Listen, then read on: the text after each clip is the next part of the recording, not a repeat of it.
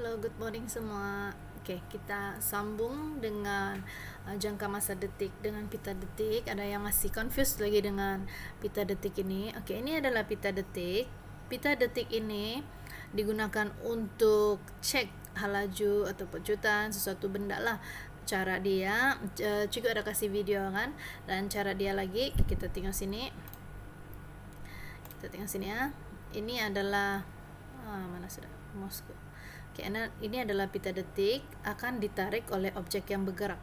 Jadi bila dia objek itu tarik, pita detik ini akan ada menunjukkan titik-titik di sini, yaitu ada plate bergetar di sini. Plate bergetar ini dia akan membuat 50 detik. Oke, nampakkah?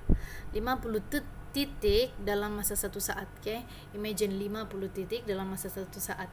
Dia menggunakan arus ulang alik lah yang berfrekuensi 50 Hz.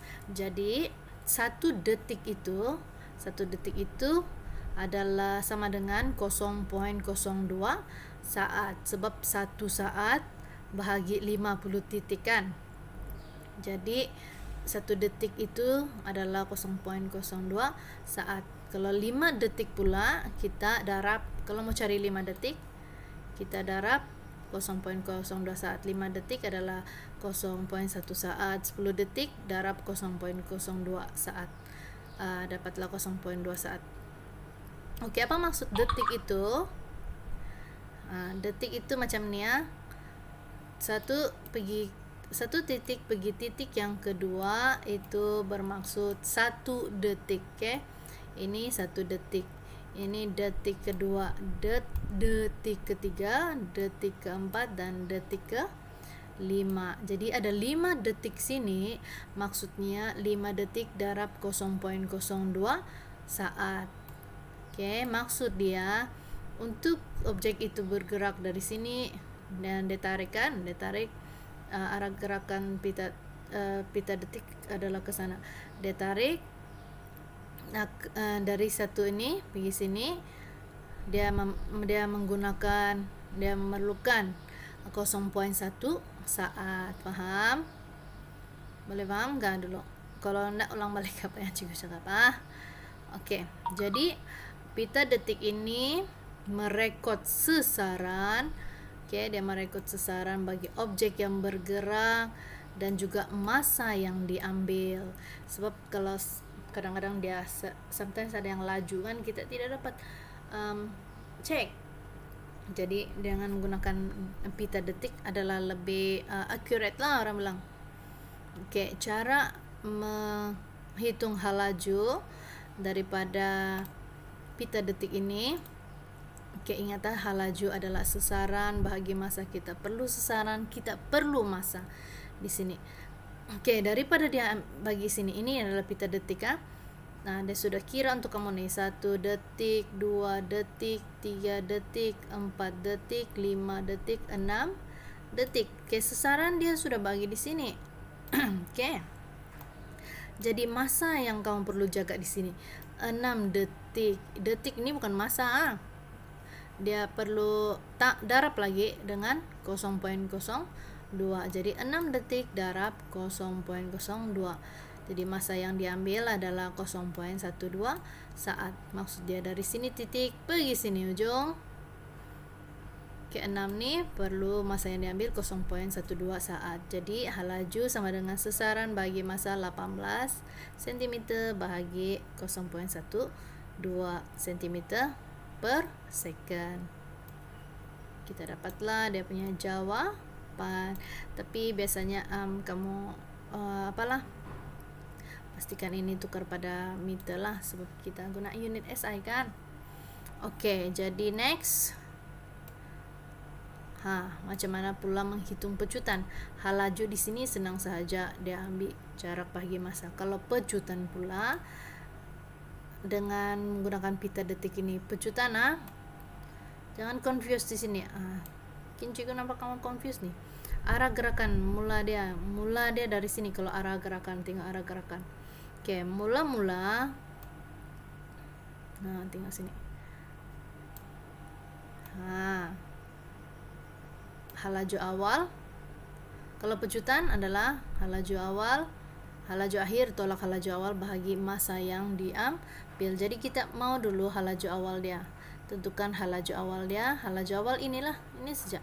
Nih kecil aja nih. Jadi dia sudah bagi sebenarnya 1.2 cm. Bahagi kenapa 0.02 saat? Sebab 1 detik sahaja. Kalau 1 detik 0.02 saat lah. Jadi halaju awal ialah 60. Oke, dan halaju akhir kita cari juga macam biasa. Dia sudah bagi 3.6 cm bahagi 0.02 saat. Tidak perlu darab macam yang tadi itu sebab otomatik dia 1 detik tu adalah 0.02 kan. Jadi halaju akhir kita dapat 180 cm per second. Oke, masa. Oke, sekarang kita mau pecutan sebab pecutan dia masa dia tidak sama nih. Oke, jadi masa perubahan halaju 7 tolak 1 detik, yaitu 6 detik lah di sini. Kenapa dia tolak? Kita tengok dia masa perubahan halaju 1. Kita ambil 1, 2, 3, 4, 5, 6. Maksud dia perubahan, kita mula cek 1, 2, 3, 4, 5, 6. Dia punya perubahan halaju. Titik dia adalah 6. Dia tidak ambil tujuan, dia tidak ambil 7. Dia ambil berapa detik kau. Jadi 6 detik perubahan halaju dia. 6 detik darab 0.02. Jadi masa dia adalah masa perubahan halaju 0.12 saat. Jadi kita kasih masukkan tadi halaju akhir tolak halaju awal bahagi masa perubahan halaju. Oke, masa perubahan halaju kalau pecutan kamu kena tolak detik dia. Oke, boleh. Oke, next ini adalah activity yang sebetulnya buat di apalah sekolah, tapi kita tidak dapat buat di sekolah. Oke, ini adalah cara dia lah. Nanti kamu baca cara menentukan menggunakan pita detik untuk menentukan sasaran halaju dan pecutan sebuah troli. Oke, ada di muka surat berapa nih? 32. Oke. Jadi next kita tengok di sini. Oke, jika pita detik yang panjang digunakan, lebih banyak titik-titik yang dapat direkam pada pita detik itu. Jadi bila banyak panjang begitu kan, juga ada ambil pita detik. Jadi kamu boleh potonglah sikit-sikit macam nih. Potong sedikit ya, dan kamu akan lekatkan sebelah menyebelah di atas kertas graf itu untuk menentukan cek sama dia ada dia halaju seragam ataupun pecutan seragam ataupun halaju berkurang begitu kan. Sebab kamu sudah belajar melalui graf itu, baca graf kan. Baca graf kamu boleh nampak halaju seragam, pecutan seragam. Jadi sama juga dengan yang inilah, kamu boleh baca graf itu untuk kamu mengetahui gerakan dia.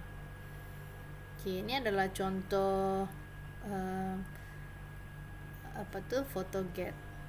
Nanti cikgu akan share dia punya video. Kalau kamu datang sekolah kita akan buat lagi lah.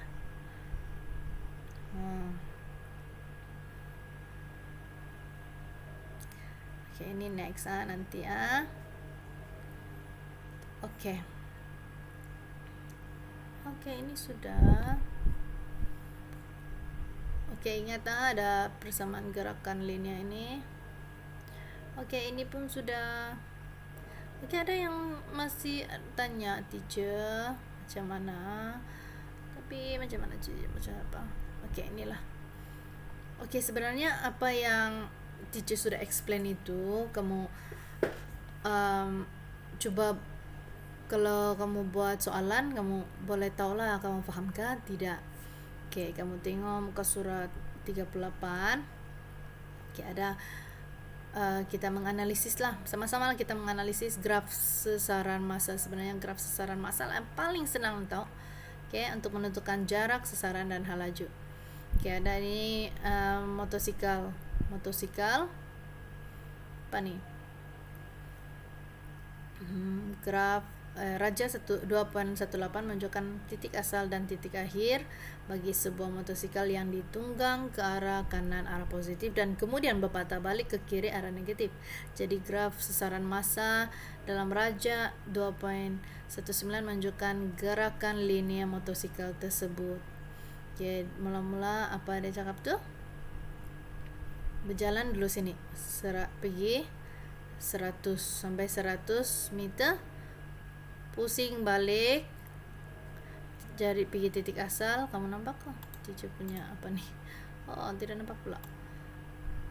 Pergi sampai 100 meter, pusing balik, pergi titik asal dan tambah lagi 50. Jadi daripada dia punya gerakan nih ditunjukkan dalam graf, dia menaik, sasaran dia menaik, pergi 100. Oke, 100. Selepas itu motosikal berhenti selama 3 saat. 3 saat. Oke, 3 saat dia berhenti di sini. 3 saat kan? Oke, kamu mesti pandai baca graf boleh nampak 3 saat. Oke. Lepas itu motosikal berpatah balik. Berpatah balik artinya pusing balik.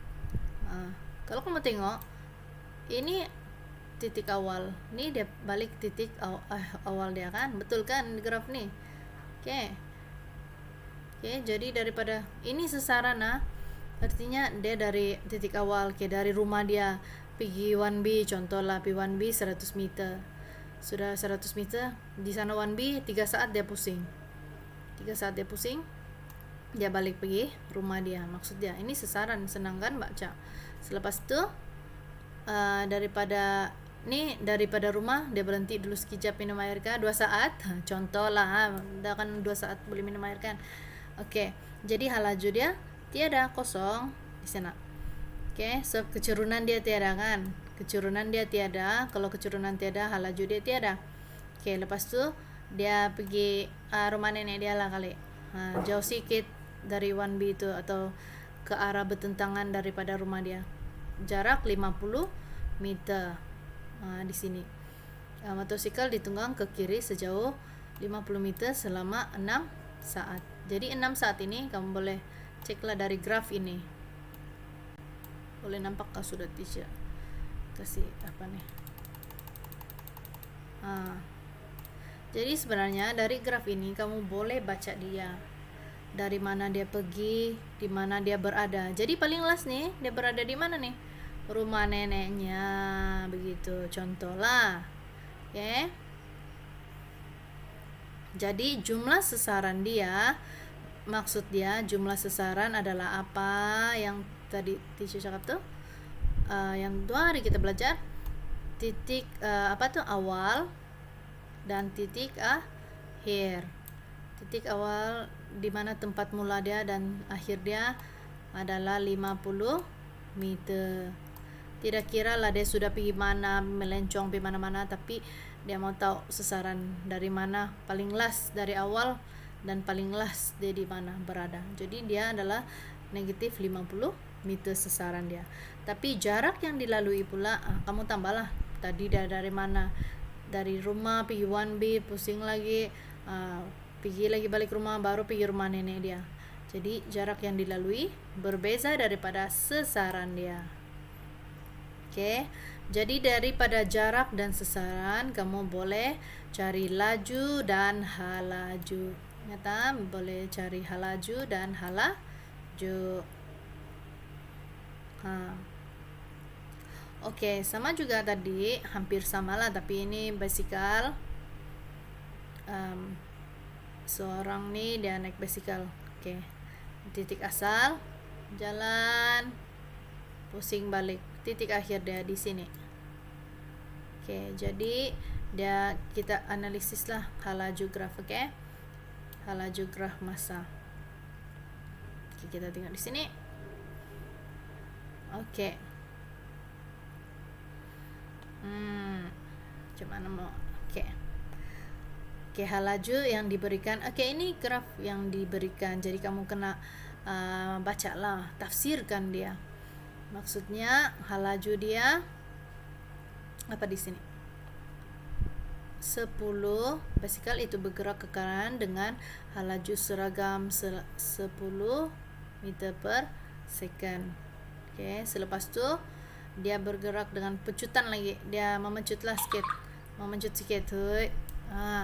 Lepas tu sudah dia memencut, kali dia penat sikit, dia kasih slow. Mula-mula dia lajukan, terus dia kasih slow dengan arah yang bertentangan, dia pusing. Selepas tu kalau kamu nampak tiada dia, oke, kita tengok ini. Kalau kamu tengok halaju seragam, tetapi halaju dia adalah kosong, artinya dia tidak bergerak selama 20 saat. Mungkin dia ambil nafas kah, sebab dia sudah laju, terus dia makin slow, terus dia berhenti kan. Oke, lepas tu ada lagi keturunan graf di sini, pecutan basikal halaju. Halaju basikal semakin bertambah, basikal memecut secara seragam. Negatif itu bermaksud dia arah lain sudahlah, tapi dia memecut. Boleh? Oke, jadi daripada graf-graf ini kamu boleh, kalau ingat kalau halaju graf di bawah, luas di bawah graf ini, kalau kamu nampak dia tulis L1, L2, L3, itu menunjukkan sesaran yang dilalui. Macam mana dapat 500 ini, 250 ini, macam mana kamu dapat? Yes, guna luas di bawah graf. Ini 500 sebab panjang darab lebar, 10 darab 50, 500 lah. Ini trapezium, segitiga dan segitiga. Oke, di sini. Ini next, kan? Kalau masih lagi tidak paham, kamu kasih ulang balik video teacher. Ini adalah aplikasi tracker. Daripada yang kita sudah bincang, mungkin aplikasi tracker ini hanya boleh digunakan dengan pada komputer sahaja. Kamu ambil video dia, lepas tu kamu kasih upload di dia punya perisian tracker, dia otomatis akan buat graf lah. Tidak payah susah-susah kamu buat graf. Jadi dia akan upload generate graf gerakan itu. Sebab kalau pingpong ke apa semua, mana kita boleh guna ticker timer kan. Dengan kita mau taruh pingpong sini, terus kita umpan dia begitu, tidak dapat. Jadi kita boleh ambil video dan gunakan perisian tracker ini, bagus. Masa teacher dulu belum ada lagi benda-benda begini. Jadi dengan itu teacher harap kamu boleh buatlah yang latihan modul itu teacher explain tadi kan. Senang saja, ada beberapa contoh di buku teks. Nanti kamu tanya teacher, teacher macam mana dapat luas di bawah graf nih. Ini sudah ditunjukkan nih, luas di bawah trapezium, dapat jumlah sasaran dia, halaju dia. Kamu kena hafal lah, halaju adalah sesaran bagi masa, sesaran bagi masa, sesaran bagi masa. Pecutan, halaju awal, akhir, tolak halaju awal bagi masa. Gitu. Banyak contoh-contoh di sini buku teks yang sangat inilah. Ada lagi yang tanya, teacher saya tidak paham macam mana mau cari sesaran. Sesaran itu sama ada kamu boleh buat cari luas di bawah graf. Ataupun kalau dia bagi begini, kalau dia bagi begini, kamu cek lah ini apa nih, teorem Pythagoras kan ya. Ini jalan pintasnya, ini adalah sesaran.